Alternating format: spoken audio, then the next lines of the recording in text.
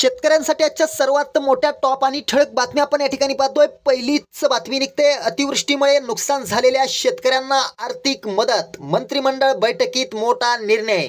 पुढली मोठी बातमी निघते, राज्यात 3 दिवस पावसाची विश्रांती, हवामान विभागाचा अंदाज। पुढली मोठी बातमी निघते, ई पीक पाहणी ॲपचा शेतकऱ्यांच्या डोक्याला मनस्ताप, उडीद मूग पिकांची नोंद करावी कुठं, शेतकऱ्यांचा सवाल।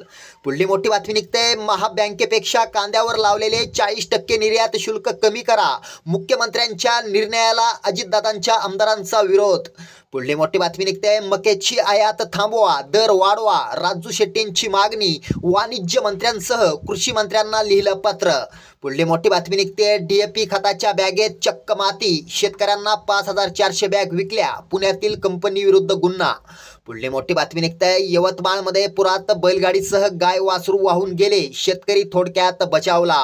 पुढली मोठी बातमी निघते, बीडमधून रुग्ण दाखवत किसान सभेचा विमा कंपन्यांना इशारा। पुढली मोठी बातमी निघते, देव पावला, खरीप 2023 करता 1100 कोटींचा पीक विमा मंजूर, 2 दिवसात रक्कम होणार जमा। शेतकऱ्यांसाठी या होत्या सर्वात मोठ्या टॉप आणि ठळक बातम्या। धन्यवाद।